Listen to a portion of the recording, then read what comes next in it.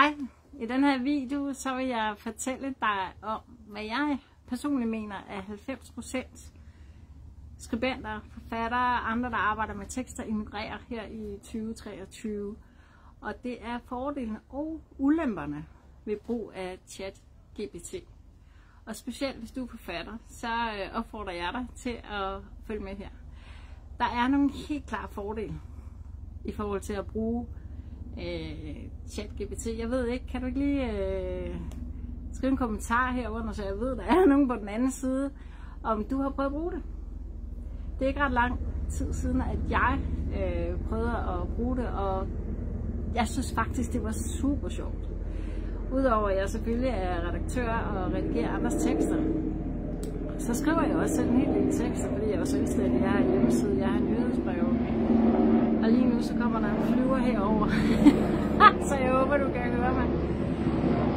Jeg skriver rigtig mange tekster, og jeg har fundet ud af, at jeg har fået en makker. Jeg er soloselvstændig, og nogle gange så mangler jeg en at spille bold. Og der kan jeg lægge tekster op og komme med et bud. Hvis jeg sidder kreativ og gerne vil et eller andet, og jeg mangler noget, hvad skal man sige, noget inspiration, noget sparring, nogle andre vinkler på det, jeg skriver, så kan jeg lægge teksterne ind i ChatGPT, og så kan jeg få de sjoveste resultater. Og det kan jeg så bruge som udgangspunkt til, at når ja, det er en anden vinkel, eller jeg kan sige til den, skriv et formelt sprog, og så kan jeg sige til den, om det er fint, så lav en liste med 10 punkter, jamen det er så fint, godt, men så vil jeg gerne have en tone, der er lidt mere sjov. Og så kommer det med nyt, og det går så stærkt. Og det vi bliver forført af, og det handler nemlig om forførelse, tænker jeg her. Det vi bliver forført af, at det går stærkt. Vi lever i en tid, hvor det er vigtigt, at ting går stærkt. Og det går stærkt. Jeg ved, journalister har deadlines. Der er forfattere, der gerne vil kunne skrive og udgive deres bog på 3 måneder. Og vi vil alle sammen gerne skal genvej. Altså jeg har været mange gange i IKEA, og når jeg har fundet det, som jeg gerne vil købe, så går jeg hen og kigger på tavlen, og jeg er sådan en, der bytter om på højre og venstre.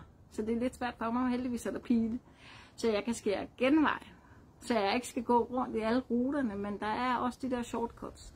Og det vil vi rigtig gerne, fordi vi lever i et effektivt samfund. Og vi har kun én eneste ressource, som er vores, og det er tid. Og den værner vi om, og det er så fint. Og det, der er det gode ved ChatGPT, det er for eksempel, hvis man har svært ved at skrive, så er det et fantastisk virkemiddel og hjælpemiddel i forhold til at hjælpe en med tekster. Man kan lægge sine tekster op i det og bede den om at lave retskrivninger og sætte kommaerne og alt muligt andet. Det kan den fuldstændig korrekt. Den kan bruges til rigtig, rigtig mange gode ting. Og tak fordi det er et værktøj at udvikle. Men der er også nogle store ulemper. Det er i forhold til for eksempel gymnasier. Min datter på 19, hun er lige startet i 3.G. Da de var ved at gå ud af 2.G, så havde de en stor opgave. Og der var flere af eleverne, som blev forført af ChatGPT, og så bad de om hjælp. Og den kunne faktisk lave afleveringsopgaver. Men der findes altså også systemer, som kan afsløre, at man har snydt. Og det lærer man jo ikke noget af. Og så er det noget med at lave en opgave om, og ind og snakke med lærer og rektor og sådan noget, og så er det forfra. Jeg synes, i forhold til den problematik, så er det også vigtigt, at vi bliver ved med at være med i den her udvikling. Så måske skulle deres eksamener være tilrettet, så de gerne må bruge det værktøj. Ligesom i matematik, så må man også gerne bruge en lommeregner. Nu er det så bare et meget større værktøj end en lommeregner, det her. Der er lavet en undersøgelse, eller i marts i år 2023, der 1000 CEOs og videnskabsfolk, som har skrevet til AI-udviklerne, om de gerne vil bremse det. Fordi det går så stærkt, så vi ikke kan følge med. Vi kan ikke følge med etisk, og vi kan ikke følge med lovgivningsmæssigt. Sæt det lige på pause, fordi det går så stærkt. Her i august 2023, der er der lige blevet frigivet en meget stor undersøgelse fra et universitet i USA, hvor der er en hjemmeside, som hedder Stack Overflow, hvor der er sådan en Q&A, altså spørgsmål-svar, 517 styks. Det er softwareingeniører, det er programmører, som bruger den side. 52% af tilfældene svarede ChatGPT forkert. Selvom den er fodret med alle de her mange oplysninger. Worldwide, altså det er over hele verden, den henter informationer fra.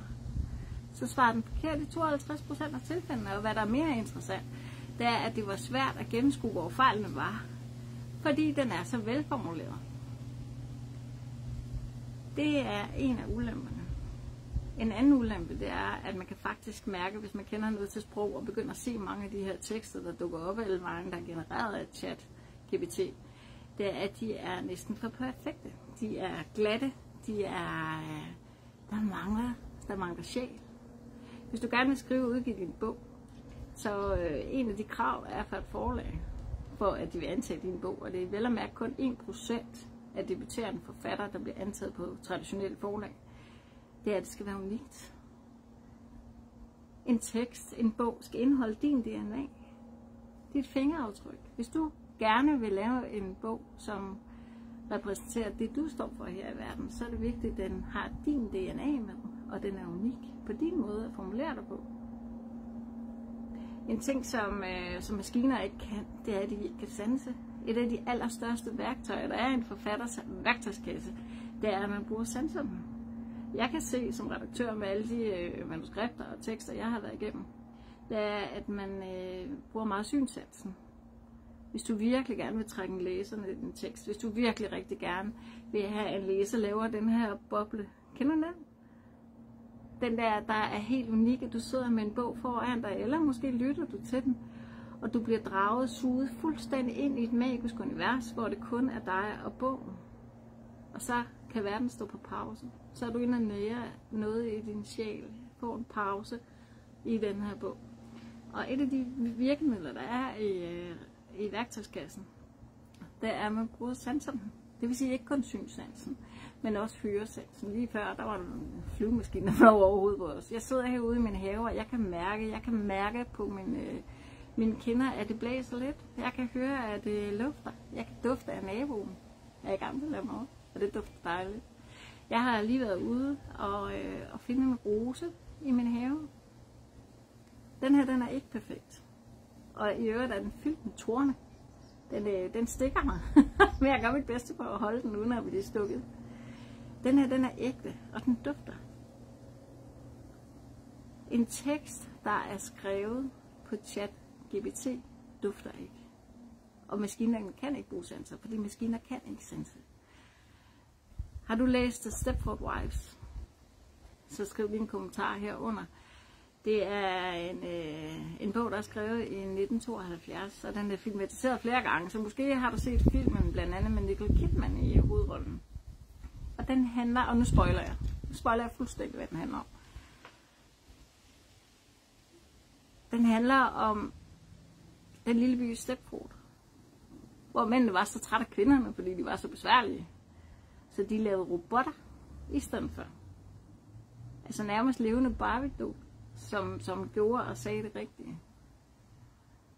Men man kan mærke det. Man kan mærke det kunstigt. Den her kunstighed,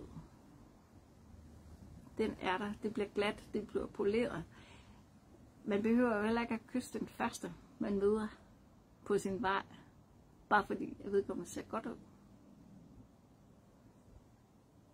Og så er der en ting, som jeg synes, der er den aller vigtigste. ChatGPT bruger de tekster, den er fodret med i forvejen.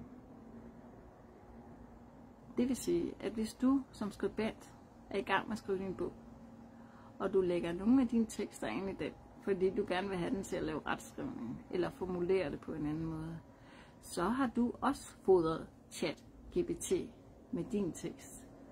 Og den vil den bruge. Det vil sige, at du har ikke copyright. Den overholder ikke etiske rammer, der er i gang med at blive lavet lovgivning lige nu på området. Og det synes jeg er meget tankevækkende, og det vil jeg gerne bede dig om at tænke over. Har du lyst til, at der er en anden at udgive din bog, før du er færdig med at skrive den, fordi du har fodret den i ChatGPT?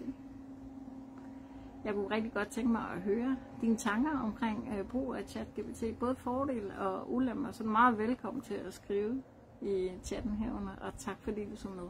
Hej.